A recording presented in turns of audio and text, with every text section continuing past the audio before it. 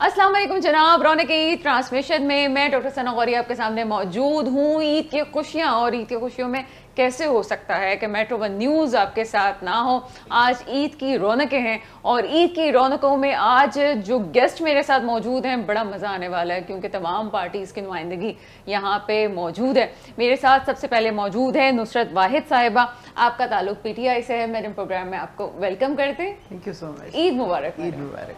साथ ही साथ मेरे साथ मौजूद हैं आमिर सिद्दीकी साहब, एमकेएम से आपका ताल्लुक है, इस प्रोग्राम में आपको वेलकम करेंगे।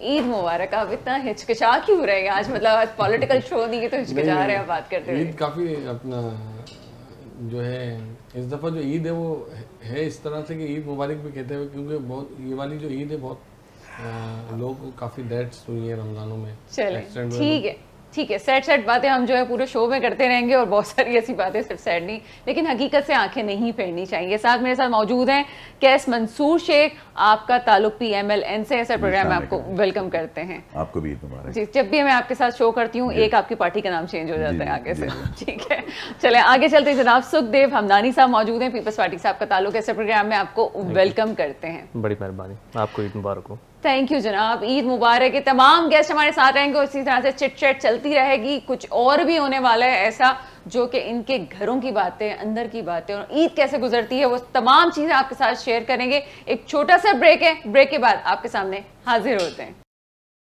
वेलकम बैक जनाब। ईद की ट्रांसमिशन और मेट्रो वन न्यूज़ का साथ पूरे दिन आपने तमाम ट्रांसमिशन हमारी देखी और बहुत प्यारे प्यारे लोग हमारे साथ मौजूद हैं। सबसे पहले कहा जाता है ख़वातीन पहले नंबर पे। नुसरत वाहिद साहिबा फ़ोन में मसरूफ़ हैं आप काफ़ी, क्या ईद के पैगामात का सिलसिला है, क्या हो रहा है, कैसी गुजर रही है ईद?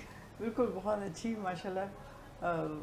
ईद ही एक ऐसा मौका होता है जिसमें सारे फैमिली जो है मिलजुल के बैठती है। जो बच्चे दूर हैं वो भी घर आए हुए होते हैं और बाकी रिश्तेदार भी और मोहल्ले वाले भी, सबके साथ आपका इंटरेक्शन होती है। और ये मेरे ख्याल में this is one of the occasion जिसमें आपको ख्याल रखना होता है कि सिर्फ आप ही ने खुश नहीं होना बल्कि जो आपके इर्द गिर्द हैं या जो आपका स्टाफ है या जो गरीब लोग इर्द गिर्द के हैं उनका कितना आपने ख्याल रखा है और किस तरह उनको आप लेके चल रहे हैं ऐसे कि वो भी अपनी ईद खुशी से मना रहे हैं। तो मेरा ईद का दिन जो है वो ज़्यादातर तो घर पे गुजरता है और बल्कि चांद रात से ही मैं उसमें लग जाती हूँ। शीर मैं खुद बनाती हूँ अपने हाथ से और उसके बाद पुलाव लाजमी होता है। कुछ लोगों को देख के अंदाजा हो जाता है कि मीठे मीठे से लोग हैं, प्यारे प्यारे लोग हैं, तो यानी कि मीठा खाने का ज़्यादा शौक है आपको? बहुत ज़्यादा। मेरे हस्बैंड कहते हैं ना कि लोगों का एक वन टूथ होता है जी जी। मेरी बेगम के 32 हैं। अच्छा, यानी कि मीठा बनाने का भी शौक है और खिलाने का भी शौक है और खाने का भी बहुत शौक ठीक है, मतलब हर तरह के बनाने का आपको शौक है। बिल्कुल। तो हस्बैंड को भी आप जो है वो बना लेती हैं शॉपिंग्स के मामले में, चीज़ों के मामले में, क्या सिलसिला है? नहीं, वो उसमें कुछ नहीं है, उनका अमल दखल है ही नहीं। वो मुझे कुछ चाहिए वो आपको मिल जाएगा फंड, आप जाएं जो मर्जी करें। अच्छा, ये मुझे बताइएगा कि आपका घर जो है वो घर है जहाँ पे सब लोग आते हैं या बाज़ औक़ात होता है ना कि बड़ा घर है तो सब लोग वहाँ पे जा रहे हैं, एक कोई घर फैमिली में एक ऐसा होता है कि उनके घर पे जमा हुआ जाता है? अब असल में वो रहा नहीं। मेरे हस्बैंड पाकपतन के हैं, ठीक तो है। वो जब तक घर बस रहा था, मम्मी जब तक जिंदा थी तो फिर सारे उधर ही जाते थे। अब वो चली गई, फिर उसके बाद बड़े जेठ साहब चले गए, तो फिर अब ये होता है कि लोग हमारे घर ज़्यादा आ रहे होते हैं। तो उसकी फिर एक रिस्पॉन्सिबिलिटी होती है कि आपको तमाम चीज़ें अरेंज करनी होती हैं। उनके आने से पहले कमरे ठीक करने पड़ते हैं, सारा कुछ करना पड़ता है कि रहें सब लोग आराम से, सुकून से वो वक्त गुजरे यहाँ पे। तो बहुत अच्छा, मेरे ख्याल में ये एक बहुत अच्छी ट्रेडिशन है कि कोई एक घर ऐसा हो जिसमें सारे आके रह रहे हों और फिर जब मिलजुल के काम हो रहा होता है और गप्पें और पता नहीं क्या क्या पूरी रात जाग के पुरानी बातें याद की जा रही होती है। बहुत अच्छा लगता है वो। बहुत सही है जनाब। ये एक पता चलता है कि हमारी जो एक ट्रेडिशन है और साथ नुसरत वाहिद साहिबा बहुत एक्टिव है सियासत में, अपने काम भी बहुत एक्टिव होकर कर रही होती है, उसके बावजूद आपने इनके रूटीन इस वजह से आपको सुनाए सारे ताकि आपको अंदाज़ा हो कि एक वर्किंग वूमेन, एक इतनी एक्टिव सोशल वर्कर खातून भी अपने घर का किस तरह से ख्याल रखते हैं।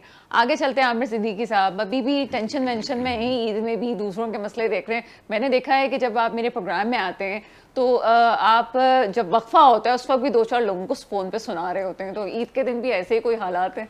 जी मैं तो जब से अपना पॉलिटिक्स ज्वाइन किए तो एमक्यूएम पाकिस्तान के अंदर काफ़ी रिवायत थे कि सुनाने की नहीं, अपने लोगों के साथ बैठने की, नहीं जाने नहीं, की। बस सुनाने की भी है, नहीं, सुनाने की भी, फोन मगर पे ज़्यादातर सुनाने तो की। ये है कि मैंने लास्ट जैसे मैं हमेशा ईद पे अपनी बहनों के लिए खुद खाना बनाता हूँ। वाह भाई क्या और बात है। मैं कोई जब मैं स्कूल लाइफ और कॉलेज लाइफ में था तो मैंने कुकिंग सीखी थी, मेरे दोस्त कुकिंग कोर्स करते थे, तो मैं ख़ास तौर पर ईद पर बकरा ईद पर अपनी बहनों के लिए, मेरी 5 बहनें, अम्मी ठीक के है। लिए खुद मैं ईद वाले दिन कुकिंग करता हूँ, बिरयानी, कौरमा, क्या नहारी, बात है, यानी जबरदस्त। काफ़ी चीज़ें अपनी बहनों के लिए मैं ख़ास तौर पर अपनी बहनों के लिए बनाता हूँ।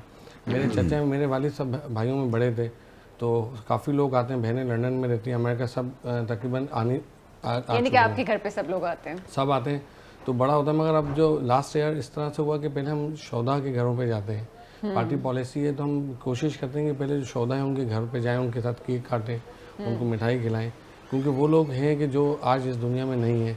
तो पूरी कोशिश होती है पहले सुबह में उनके साथ टाइम स्पेंड करें, उसके बाद तो फैमिली के साथ में चांद रात से कोशिश करते हैं कि हम अपने बहनों के लिए, चचा के लिए, कज़न्स के लिए हम खाने तैयार करते हैं, कि यही वो टाइम होता यानी है कि कि वाइफ बहुत सुकून में रहती हैं आपकी। जी मैंने तो उनको छुट्टी दे देता हूँ कि आप अपना जाएं, दोस्तों के साथ गैदरिंग करें, बैठें, कज़न्स के साथ बातें करें, क्योंकि तो देखिए ईद के साथ साथ यौम आज़ादी भी बना रहे जी होते पूरा हैं आप। रमज़ान तो उन लोगों ने काम किया होता है ना, सहरी बना के दे दी है और अफ्तारी देती हैं, तो उनका भी हक है कि 3-4 दिन वो अपने रेस्ट करें और अपनी कज़न्स के साथ बातें करें। नहीं वो होता है ना कि जब खवातीन मैके जाती हैं तो मर्द हजरात कहते हैं ये हमारा जो ना यौम आज़ादी के दिन है, हम सुकून से ज़िंदगी गुजार रहे हैं, कुछ ऐसा सीन है। जी बिल्कुल, क्योंकि होना चाहिए ना। जी देखिए बिल्कुल ऐसा ही है। देख ले भाभी ये तमाम चीज़ें हो रही हैं। नहीं, उनके लिए भी आप देखें ना, अगर सारे वक्त वो उनको किचन में रखें आप, यानी कि अगर आपने थोड़ा सा उनके लिए भी स्पेस दें, ताकि कुछ दिन ऐसे होते हैं कज़न्स आपस में बैठती हैं और मिलजुल के करें, तो ख़वातीन के लिए तो मैं समझता हूँ कि 2-3 दिन उनको बिल्कुल आपको फ्री देने चाहिए। ठीक ठीक जनाब, आगे चलते हैं। कैस साहब आप खामोश बैठे हैं, 1 घंटे से मैं तो सुन हम रहा हूँ, आपकी बातें इतनी अच्छी सुन ईदें गुजारी रहे हैं थे, इन्होंने। और आपकी तो माशाल्लाह जी, आवाज़ माशाल्लाह। में जितना इको है, तमाम चीज़ों पे काबू आप पा सकते हैं, उसके बावजूद खामोश बैठे हुए हैं ये आप। तो एक आइडियल शौहर है माशाल्लाह, जिस तरह मैंने इनको देखा है। मेरा तो जी ईद की से जो रूटीन है 3-4 ईयर से, वो यही है कि आफ्टर नमाज में आज भी जैसे यूसुफ गोड जाता हूँ वहाँ पे, वहाँ में बच्चों के लिए मैंने आइसक्रीम्स और ये इनकी सारी बुक कराया होता है, तो I spend time there 2-3 hours में वहाँ पर ज़रूर स्पेंड करता हूँ। मेरी फैमिली इधर है नहीं, इतने लोग हैं नहीं, जस्ट किड्स एंड वाइफ, तो फिर जब वापस आते हैं तो फिर हम कोई फैमिली मेम्बर्स के पास चले जाते हैं। मतलब आइसक्रीम आप देते हैं उन बच्चों बच्चों को के साथ 2-3 और क्या क्या चीज़ें होती हैं जो स्पेशल होती वहाँ हैं? पे आपको पता है कि मेला जो वेला गोट है लगा ना, हुआ होता है। वहाँ पे आए होते हैं सारे झूले वगैरह लेके आए होते हैं, तो सारा मैं उनको अपनी तरफ से करवाता हूँ। और ईद से पहले मैं वहाँ के एरिया के बच्चों को हेयर कट ज़रूर करवा के देता हूँ, और उस तरह के हेयर कट करके देता हूँ जो DHA क्लिफ्टन में बच्चे कर रहे होते हैं, तो वो एक उनको एक अच्छा एटमॉस्फेयर देते हैं अल्हम्दुलिल्लाह, और I am very much used to spend my time over there अल्हम्दुलिल्लाह। सही, ज़बरदस्त। हमदानी साहब की तरफ चलते हैं। हमदानी साहब 3 सीनियर लोग बैठे हुए हैं और पीपल्स पार्टी का ये एक पॉजिटिव फेस हमारे सामने आया है कि बिलावल भुट्टो जरदारी साहब ने अब नए चेहरों को मुतारिफ करवाया और काम भी हो रहा है, चाहे वो यहाँ पे हम देखें कि MQM हो या पीपल्स पार्टी हो, एक नए तरीके से काम भी हो रहा है। इन्होंने अभी मेले ठेलों का जिक्र किया, आपकी पर्सनल बातें तो बाद में होंगी, लेकिन पहले बताएं कि बचपन में कितने मेले ठेलों से ईद वाले दिन आइसक्रीम खाई है, झूले पे बैठे हैं या ऊँट की सवारियाँ की हैं? तकरीबन बचपन ऐसे ही गुजरे। मेरा ताल्लुक बेसिकली गुटकी से। वाह भाई वाह। कि रूरल इलाका है तो उसमें जब ईद होती है तो बड़ी रौनकें होती हैं। रूरल इलाकों में आपको पता है उसे एंटरटेनमेंट के लिए अदरवाइज लोगों के पास कम ही मौके होते हैं, तो ईद अक्सर वहाँ पे एक बड़ा जॉयस ओकेजन होता है, तो वहाँ पे बड़े मेले लगते हैं, इस तरह की चीज़ें। तो बचपन तो बड़ा कलरफुल गुजरा इस हवाले से। अब बड़े हो गए? अब बड़े हो गए। हो गए बड़े? अब बड़े हो गए। अच्छा चलिए दिल से तो नहीं, ठीक वैसे है। बड़े हो गए। अच्छा ये बताइएगा कि ये पॉलिटिकल सफ़र भी है और आप जब आप हमारे प्रोग्राम में होते हैं तो अच्छा लगता है आपका विजन और आपका नज़रिया सुन के कि बड़ा क्लियर विजन है आपका तमाम चीज़ों के मामले में। घर के मामले में कितना क्लियर विजन है? किस तरह समझते हैं कि फैमिली को कितना वक्त देना चाहिए और फिर सियासत, करियर किस तरह से मैनेज करना चाहिए? देखिए पहले तो मेरे वाले साहब होते थे, he was also parliamentarian, MNA MP रहे, फिर उसके बाद से मैं आ गया आफ्टर 2016, तो फैमिली को तो टाइम कम ही दे पाते हैं। अच्छा। जब मैनेज कर सके, क्योंकि my family lives in Karachi, मैं अक्सर होता हूँ गुटकी में, अच्छा। वहाँ से इलेक्ट होके आते हैं, तो अक्सर टाइम तो अपने हल्के के आवाम के साथ गुजर जाता है, तो ये कोताही थोड़ी है, कम टाइम देते हैं। अच्छा ईद वाले दिन क्या सिलसिला होता है? आप कराची आते हैं या घर वाले घोटकी चले जाते हैं? हम सब घोटकी चले जाते हैं, अब मैं तो होता ही वहीं पे मोस्टली। हमारा घोटकी इलाका ऐसा है कि बड़ा एक डाइवर्स इलाका है, गोटकी आप देख लें डिस्ट्रिक्ट सिंध और पंजाब जी, पे मैं तो जा बॉर्डर चुकी भी है, और ऊपर से इंटरफेथ आर्मी के हवाले से भी बड़ा एक जो है ना वो कलरफुल इलाका है, बड़ा एक एक्टिव इलाका है। तो काफ़ी हिंदू कम्युनिटी मुस्लिम कम्युनिटी आपस में एक दूसरे के त्यौहार मनाते हैं। हमारी जब कोई दिवाली होती है या होली होती है, हमारी जो मुस्लिम कम्युनिटी वो हमारे साथ सेलिब्रेट करती है। अक्सर जब मुहर्रम होता है या कोई ईद होती है हम उनके साथ करते हैं। हमारा ये इस तरह से स्पेंड करते हैं कि पहले दिन हम जाते हैं अपने दोस्त या जो भी करीबी लोग होते हैं वहाँ पे उनको ईद विश करने, उनको ईद मुबारक देने, मीठी ईद पे मिठाइयाँ खाने, वरना गोश्त खाने बड़ी ईद पे। और जो सेकंड डे होता है ईद का, फिर लोग हमारे पास आते हैं, थर्ड डे पे फिर हमारे मतलब पास ऐसा तो नहीं होता, जैसे पता है मैंने खुद देखा है और इत्तेफाक से मेरे साथ लाइफ में ऐसा हुआ कि मुख्तलिफ मज़ाहिब के लोगों के साथ ज़िंदगी गुजारना हुआ और फैमिली बड़ी रही भी उनके साथ, बहुत अच्छे ताल्लुकात रहे। तो वही मेरा कहने का मकसद था कि जब ईद वाला दिन होते हैं तो ज़ाहिर सी बात है आप तमाम लोगों का अब आपको ख्याल करना होता है और आप उसी तरह से दावतें भी करते होंगे। इसी तरह से जब ये होली का त्यौहार या आपके दूसरे त्यौहार आते हैं तो वो तमाम लोग आपके दोस्त अहबाब आपसे ज़्यादा आपका ख्याल रखते होंगे कि जनाब ये चीज़ सेलिब्रेट करनी है। कितना खूबसूरत रंग है ये पाकिस्तान का और कितना पॉजिटिव चेहरा है कि अच्छा लगता है सुन के। और ख़ासतौर पे ये बात मैं लेके जाऊंगी नुसरत भाई साहिबा के तरफ। नुसरत भाई साहिबा, ये आपने भी एक्सपीरियंस किया होगा कि हमारी क्रिश्चियन कम्युनिटी है, हमारी हिंदू कम्युनिटी है, ये तमाम लोग जो हमारी माइनॉरिटीज़ हैं, एक से परसेप्शन है कि प्रॉब्लम्स हैं, लेकिन मैंने खुद जब इन सब के साथ मेरी लाइफ गुजरी है तो कहीं पे भी मुझे मसला नहीं नज़र आता, बल्कि और मोहब्बतें हैं पाकिस्तान में। क्या कहती हैं इस हवाले से? बिल्कुल ऐसा ही है। हमारे एक्चुअली मैं 2012 से लेके 18 तक लगातार इंटीरियर का सफ़र किया है मैंने, बहुत ज़्यादा, एक महीने में 2-2 3-3 दफ़ा मैं जाती थी। तो उसमें हमारे जो गाइड थे असल में वो एक हिंदू थे और इतना अच्छा उनका सारा इंतज़ाम होता था हमें लेके चलना पूरे कारवां को। और जहाँ जा रहे हैं कोई आधे घंटे 1 घंटे 2 घंटे बाद बेहतरीन नाश्ता मिलेगा, सिंधी किस्म का भिंडियाँ उसमें और पता नहीं क्या क्या चीज़ें, फिर खाना, फिर इसी तरह वो सब कुछ। और वो इस तरह उनकी अरेंजमेंट होती थी कि जब हम पहुंचते थे वहाँ पे जिस प्रोटेस्ट के लिए या जिस जलसे के लिए या गैदरिंग के लिए या मीटिंग के लिए, वो सब कुछ पहले से अरेंज होता था। और मैं इतना खुश होती हूँ इस बात के ऊपर कि वो हमारे साथ थे, कि वो हमें हर वक्त गाइड करते थे। और जिन दौरों पे वो हमारे साथ नहीं होते थे वो बिल्कुल हौच-पौच चीज़ें हो जाती थी। तो और फिर उनके घर जाना, उनका घर एक बड़ी हवेली थी उस इलाके की, मेरे ख्याल में गोटकी में ही है उनका घर। फिर हम वहाँ से मतलब आगे जाना, थर जाना, फिर उसके बाद और जितना सक्खर है, शिकारपुर है, कंदकोट है, और पता नहीं कहाँ कहाँ नहीं गए। इवन मैं डेरा मुराद जमाली ढाडर तक गई हूँ बलूचिस्तान के उसमें। तो कोई ऐसी कोई कभी ऐसी बात नहीं होती, कभी नहीं कि कोई तुम ये हो या तुम वो हो, सब खुशी से मिलना, खुशी से खाना। ये तो हम मज़ाहिब की बात करें, इवन ये कि सेक्रेटेरियन भी बात होती है तब भी कुछ नहीं होता। मुझे समझ में नहीं आता कि कहाँ सेक्रेटेरियन चीज़ें होती हैं, बहुत कम है, बहुत कम है। अच्छा, हम क्यों ये बातें कर रहे हैं? क्योंकि वो कहते हैं ना कि पाकिस्तानियों के पास और एंटरटेनमेंट के बहुत सारे सामान नहीं है जो दूसरे ममालिक वाले कर रहे होते हैं, वेस्ट कर रहे होते हैं। हमारे लिए एंटरटेनमेंट जो है हमारा खाना है। और जिस तरह से आमिर सिद्दीकी साहब ने कहा, हम आगे चले गए थे, आमिर सिद्दीकी साहब आपकी तरफ आते हैं, क्या क्या पका लेते हैं, बहुत अच्छा। देखिए मेरे दोस्तों ने हमारी दावत करने वाले हैं। जी जी बिल्कुल करेंगे आपकी दावत भी। और ज़्यादातर तो मैं नहारी, कढ़ाई, कीमा, और मेरी एक बहन है सबसे छोटी, वो अमेरिका में रहती है, तो नरगिसी कोफ्ते बहुत मांग कहती है, वो अक्सर यहाँ से पैक भी करवा के जाती है। अच्छा। तो मैंने काफ़ी अपना काम किया है कुकिंग का, शेफ दोस्तों के साथ सीखा है, तो नरगिसी कोफ्ते में उनको लाजमी बना के देता हूँ। अच्छा, एक जो है ना सिग्मा है, एक सोचा जाता है मर्द हजरात कुकिंग नहीं करते, करेंगे तो पता नहीं क्या हो जाएगा।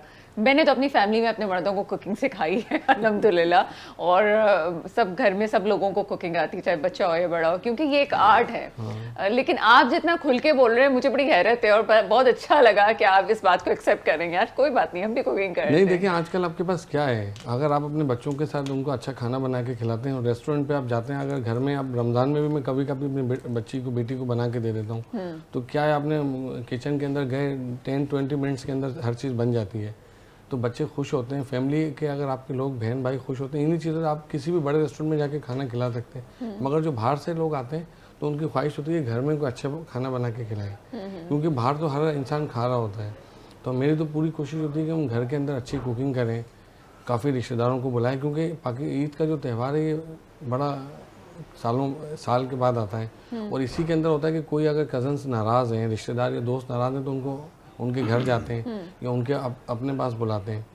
तो पूरी कोशिश होती है कि ईद को एक अच्छी तरह सेलिब्रेट करें। जैसे आपने कहा कि हमारे साथ भी सारे क्रिश्चियन कम्युनिटीज़ काफ़ी रह रही हैं, तो कहीं एहसास नहीं होता। इस दफा तो हमारे उनके रोजे भी साथ साथ चले। बिल्कुल रोज़े साथ चले। मेरे तो हल्के में सारे आगा खानी हैं, क्रिश्चियन हैं, तो हम तो इस तरह से होता है वो हमें अफ्तारी भेज रहे हैं, हम उनको अफ्तारी करवा रहे हैं।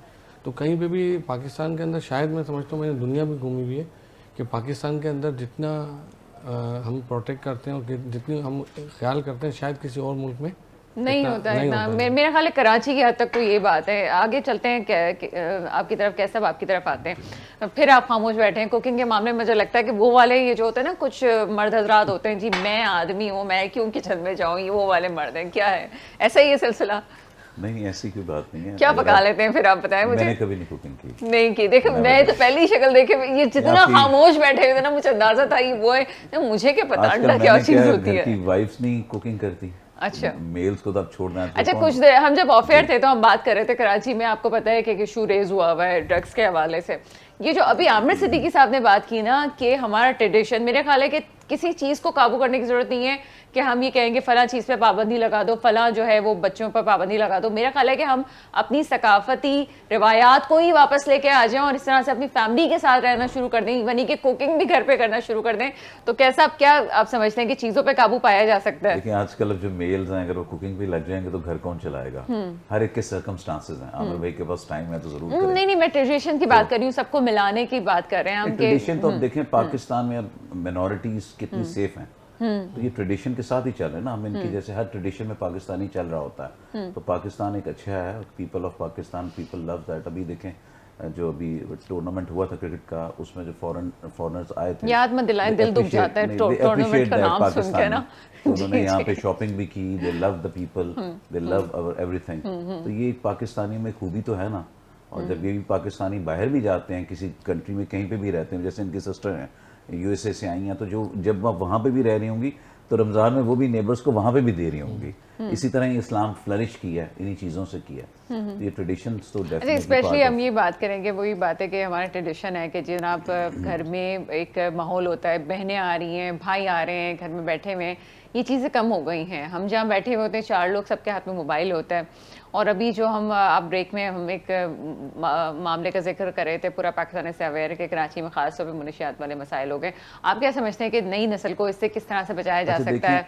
इसमें सबसे बड़ा जो फैक्ट हो गया ना, जो बच्चे हैं ना वो सेपरेट हो गए हैं सेल फोन्स की वजह से। आप अभी घर पे एक फादर, पेरेंट्स जो भी घर जाए, उन्हें बच्चे नहीं मिल रहे होते। वो अपने रूम्स में चैटिंग में लगे हुए हैं, कुछ कर रहे हैं। They have no time for parents. Parents सिर्फ उनके लिए काम करने के लिए, पैसा कमाने वाली मशीन रह गए हैं। फिर जब ईद आती, कोई भी ओकेजन आता है, तो बच्चों का मूड डिफरेंट होता है। पेरेंट्स उनके मूड के साथ भी चल रहे होते हैं। अब बड़ा डिफरेंट हो गई है लाइफ। और आप बिलीव करें, हम जितने भी लोग, आप भी वर्क कर रही हैं, कितना डबल आप काम कर रही हैं, भी कर रहे हैं भाई, सारे लोग जब काम कर रहे होते हैं, काम अपनी फैमिलीज के लिए कर रहे होते हैं। जब हम घर जाते हैं, in the end we don't get time from them even. हम तो टाइम नहीं दे रहे होते, लेकिन उन्हीं के लिए नहीं दे रहे होते। तो इसकी वजह से भी ना ये चीज़ें बड़ी कम हो गई हैं, गैप्स बढ़ गए कि बच्चों के एक अपना फ्रेंडशिप सर्कल इतना हो गया which we can't control that. Control करेंगे तो बच्चे लड़ते हैं और फिर बाहर चले जाते हैं। इस चीज़ की वजह से ना ये बड़ा कम हो गया हुआ है। ऐसा ही है। और अगर हम कंट्रोल करने की बात करते हैं तो ये भी सोचना चाहिए कि आपकी तरफ आएंगे हम नानी साहब, कि ऐसा भी तो होता है ना कि हम बाज़ों का फैमिली मेम्बर्स को जो दिखा रहे होते हैं वही सब कुछ हो रहा होता है। अगर हम हमारे हाथ में ही सेल फोन है, हम बात कर रहे हैं और हमारे हाथ में ही मुस्तकिल फ़ोन है, तो जाहिर सी बात है फिर घर का माहौल जिस तरह से घर के बड़े कर रहे होते हैं, दूसरे लोगों पे भी उसी तरह से असरात होते हैं। टेक्नोलॉजी का जब से ग्रोथ हुआ है तो उसके पॉजिटिव्स भी हैं, नेगेटिव्स भी हैं। नेगेटिव तो सबसे बड़ा यही आया कि आपके जो फैमिली ट्रेडिशन है, फैमिली कल्चर है, उसको इसने हैम्पर किया।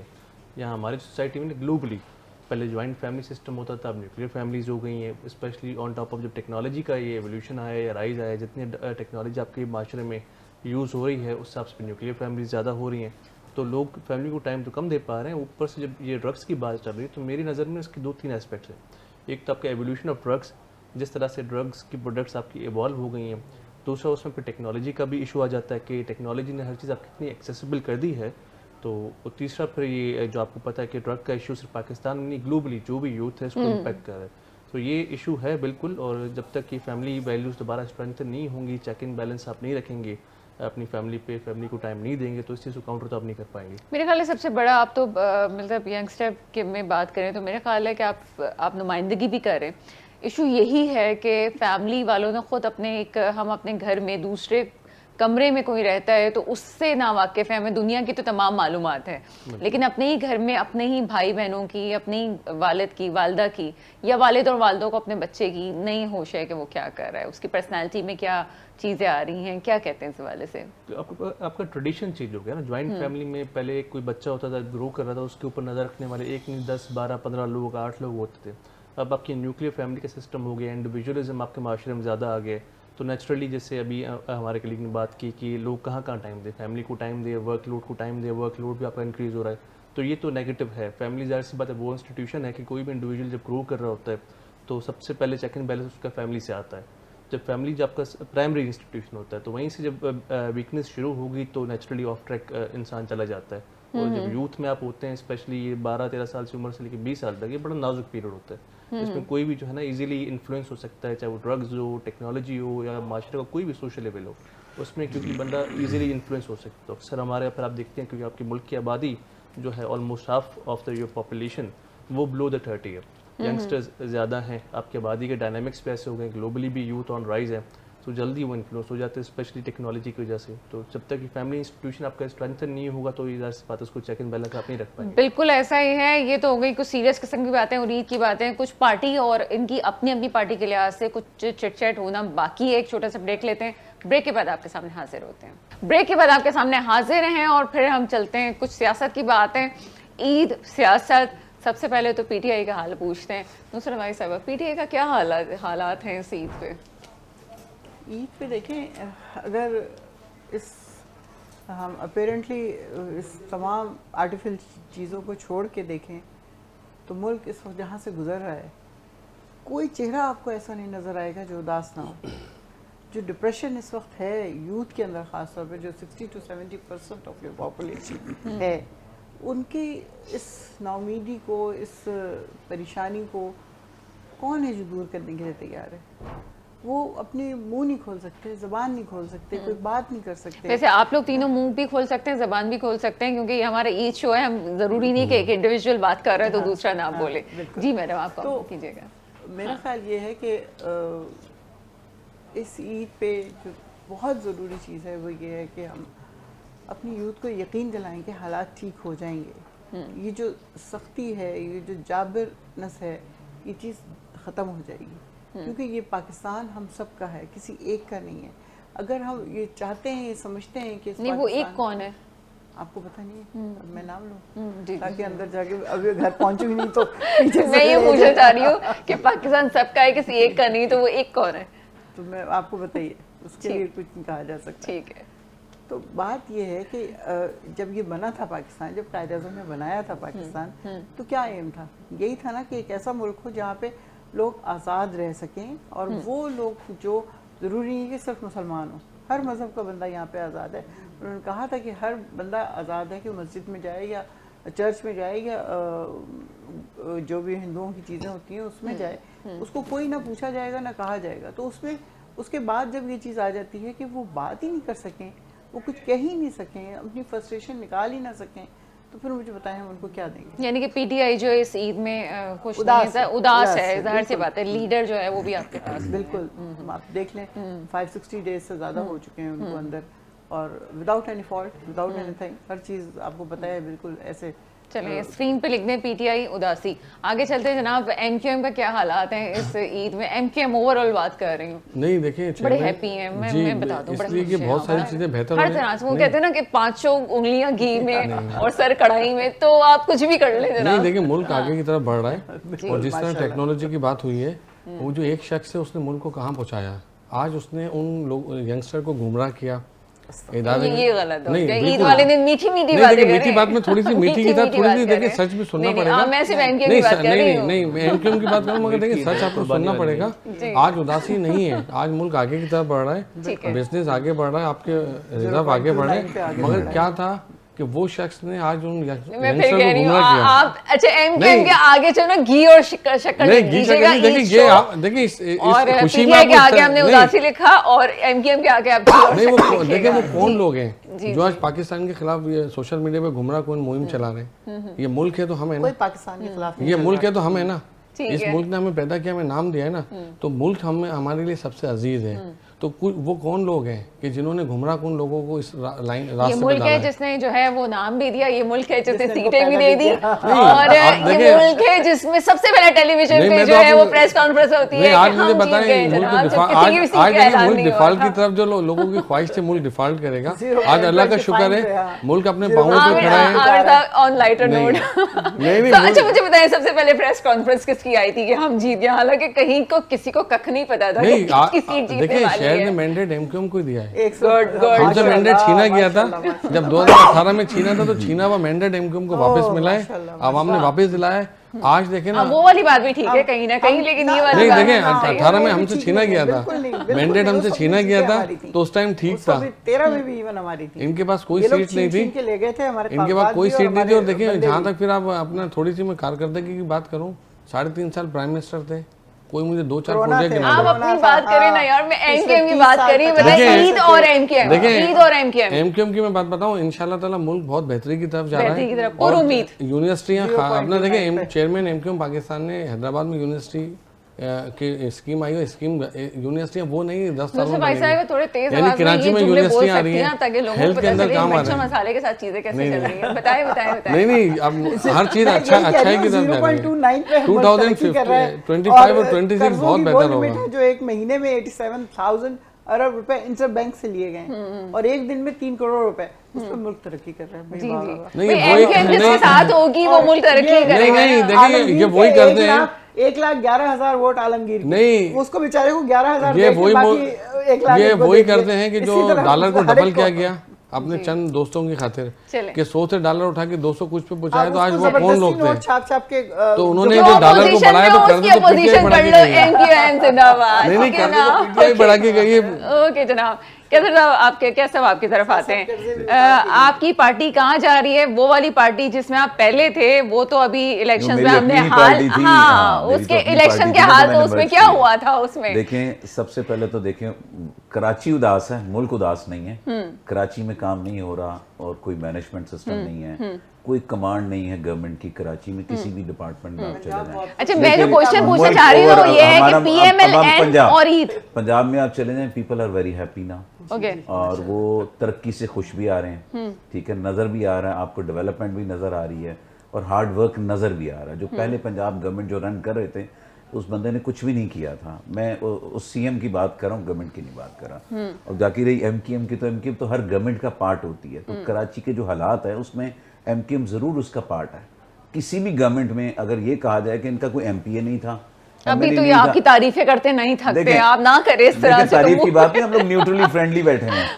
एमकेएम हर गवर्नमेंट का पार्ट रही है। बेचारी पीपल्स पार्टी अगर- कर देखिए, करके उनकी थक गई, लेकिन responsibility एमकेएम है। जो है वो आज अगर पीएमएलएन का कराची राग develop- आप नहीं चाह आज सकती अगर है। कराची डेवलप में नहीं हुआ तो एमकेएम ठीक भी है। उसी के उसकी एक पार्ट है उसका, सही है। कि उनकी वजह भी है। ठीक है। और हम इनको भी ब्लेम कर सकते हैं इजीली कि कोई ऐसी गवर्नमेंट नहीं, और अभी भी गवर्नमेंट में है ये। नहीं, वो इसलिए- लास्ट केयर टेकर जो गवर्नमेंट है उसमें भी थे। नहीं, धमकी दे उससे दी है पहले जो उन्होंने। 1.5 साल गवर्नमेंट रही है धमकी हमारी, भराई धमकी दे तो- दी है तो उन्होंने। नहीं, उसकी काम वजह- करना है। अब देखें ये चीजें 30 साल से जो वादे हो रहे हैं ना, आम पैसे नहीं मिल public रहे ये हैं। excuses फेडरल नहीं गवर्नमेंट देती। पैसे अगर दे दे ना, जो कराची मुल्क चला रहा है, अगर कराची को उसका हक मिल जाए, 30 साल से अब देखिए वादे ना, किए जा रहे हैं मगर पैसे नहीं अब मिलते यही हैं। हक तो इन्हीं 30 का साल काम से है ना, अगर यही- फेडरल अच्छा गवर्नमेंट ये पैसे दे मजे की रही है, बात ये है कि ये सब बोलते रहे, लेकिन जो जिए भुट्टो है वो जिए भुट्टो है, तो वो खामोशी से बैठे हुए हैं। आप बात करते रहे, हम तो अपनी जगह पे जो है बड़े मुस्तहकम है। क्या कहेंगे हमदानी साहब, ईद और पीपल्स पार्टी? मैं तो चुप था कि हकीकत हमें पता है, तो मज़े ले रहे हैं इनके। बात भाई की सही है, फेडरल गवर्नमेंट जो भी पिछली आई हैं 2 से 3, उन्होंने ड्यू शेयर कराची को उसका नहीं दिया। ये कराची वो शहर है जो आपको मोर देन 60-65% रेवेन्यू जनरेट करके देता है through your port and other means, आपकी इंडस्ट्रीज यहाँ चलती हैं, तो उसको उसका हिस्से का शेयर नहीं मिलता। अनफॉर्चुनेटली कराची में ऐसे एक्सपेरिमेंट किए जाते हैं, कभी किसी का मैंडेट उठा के किसी को देते हैं। अक्सर हमारा मैंडेट तो कभी एक को चला जाता है, कभी दूसरे को, कभी तीसरे को। फाइनली जो है हमारा मेयर आया, हमें हमारा मैंडेट मिला है रिसेंटली। हालांकि हमें सीटें यहाँ से हमारी जो है रिजल्ट चेंज करके हमें हराया जाता है, जीती सीटों पे भी, उसके बावजूद पीपल्स पार्टी ने काम किया है। आप देख रहे हैं पीपल्स बस सर्विस यहाँ पे, पिंक बस सर्विस देख रहे हैं मतलब आप, ईद और इलेक्ट्रिक बस सर्विस पीपल्स देख रहे पार्टी हैं। बड़ी अच्छी जा रही है इस दफा। पीपल्स पार्टी शुरू से अच्छी जा रही है क्योंकि हम हक सच पे खड़े, तो हमें पता है व्हाट्स राइट और नॉट।